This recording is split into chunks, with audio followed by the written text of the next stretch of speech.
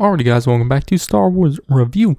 Today I'm reviewing Star Wars Rebels Season 1, which is from showrunner Dave Filoni, which had 15 episodes written and directed by several writers and directors. But the season aired from October 3rd, 2014 to March 2nd, 2015, which I thought was a solid season. Obviously I've watched the series beforehand, so these reviews, or this review, is more of a rewatch review, I guess. But I do really love Rebels, and the first season is probably the weakest, but I still enjoy it. And this is the first time I've rewatched the series, since I've watched it the first time back in, I think it was 2017 when I watched it the first time, right before season 4 aired. But rewatching it, I just enjoyed catching a lot of foreshadowing and whatnot, which I realized there was a decent bit in this season. So because of that, I feel the season works better on a rewatch. Kind of made me realize how pivotal this season was in my enjoyment of the series as a whole. Which, obviously this season isn't as big as the later seasons. It doesn't have the, I wouldn't say it has the same amount of highs as the later seasons do. But I like the smaller, more contained story of the Ghost Crew on Lothal, because, pretty much all of the season takes place on Lothal. So because I think it, this season being that way kind of made the later seasons more rewarding in that sense. But obviously a big part of the season is seeing, Ezra and how he joins and becomes, part of the Ghost Crew and, their family and whatnot. And, learns he's a Force user and whatnot, and then training with Kanan, which, one of my favorite parts of the season was the growth between them as master and apprentice. And I liked how it's kind of a rocky relationship and not really a normal master and Padawan relationship, mainly because of the time they're in and because of the time they're in, it's not really the best time to be a Jedi in the galaxy. And, I liked how, both of them lost the closest people to them at a young age. Obviously, Ezra's parents and Kanan's master. So I liked how that kind of, maybe isn't directly shown or whatnot in the relationship, but kind of how that's there too.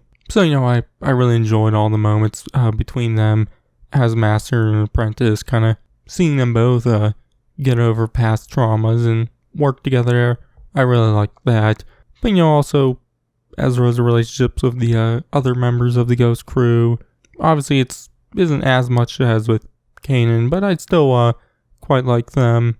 And, obviously I like Hera, Sabine, Zeb, and Chopper outside of just the relationship with Ezra. But, a big point of definitely the earlier parts of the season was Ezra, creating relationships with them, which I thought was one of the stronger points of the season. And then obviously throughout the series is the relationships between all of them and whatnot I really enjoyed.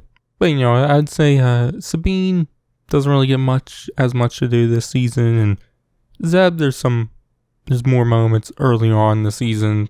Later on, he doesn't really get much to do also. And Hera gets more to do than them, but obviously Kanan and Ezra have more than her in this season.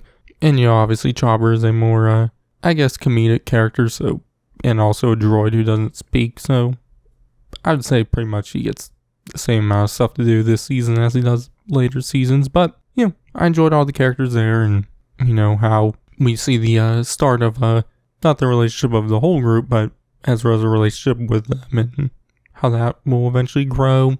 But also the season, the villains, the Grand Inquisitor's great. I like him, but obviously comparing the later seasons, Thrawn is a better villain. I like Thrawn more, but I like the Grand Inquisitor for this season. Obviously, he's not in every single episode. He's, probably a little bit over half of the episodes. Obviously, some of those episodes he's really not in that much. He doesn't really do much.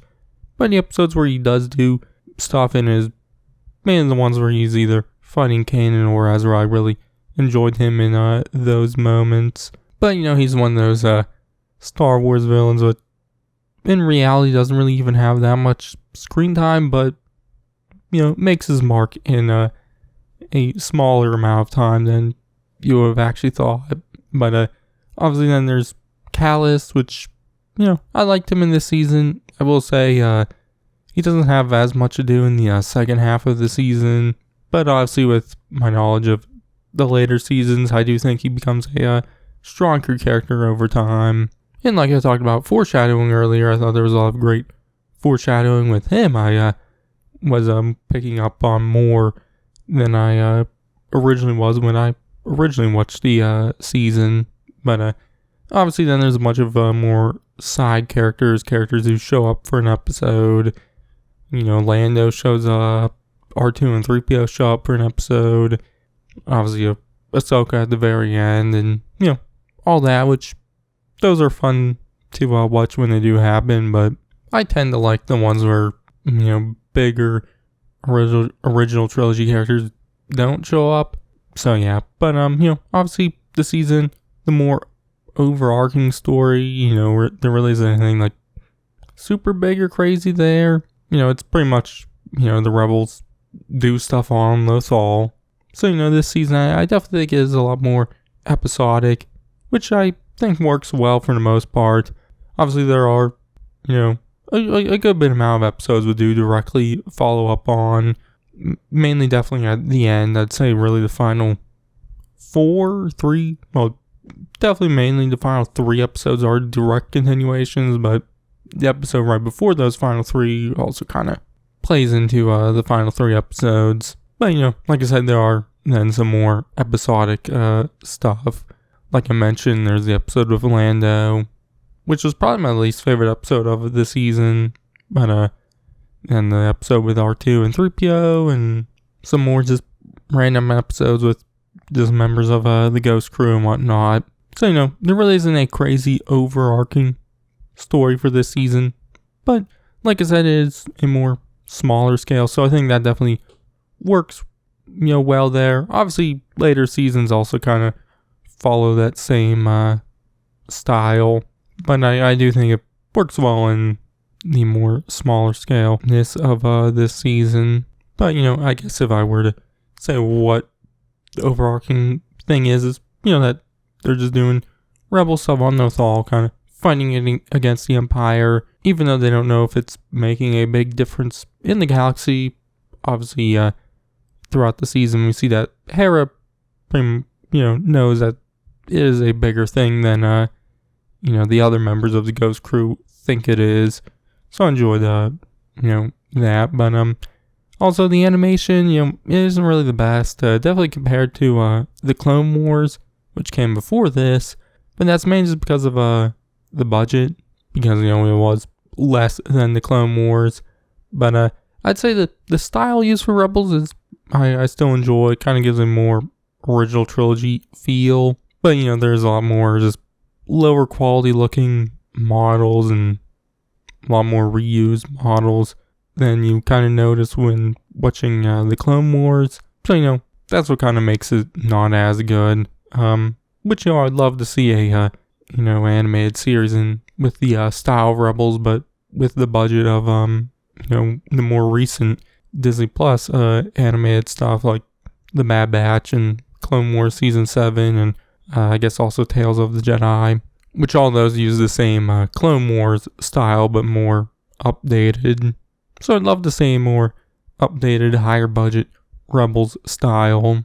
And one thing I noticed, I rewatched this season on Disney Plus, but there's sometimes in the lightsaber fights where the frame rate would kind of drop. I definitely noticed it in the final episode when Kanan's fighting the Grand Inquisitor. Some really bad frame rate drops, which I don't remember that happening for him when I watched the series originally. I don't have the Blu-ray for season 1, so I couldn't check there. Obviously, if it continues to happen in seasons, the other seasons, which I do have the Blu-rays for, I'll definitely kind of look at that more. And also, the score was great. I really like that.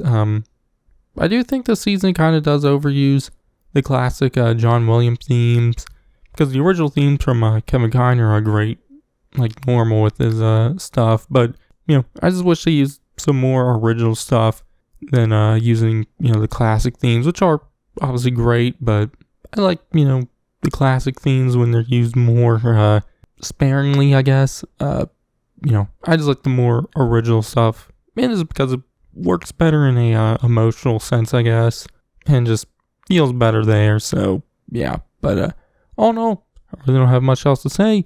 I enjoy the season.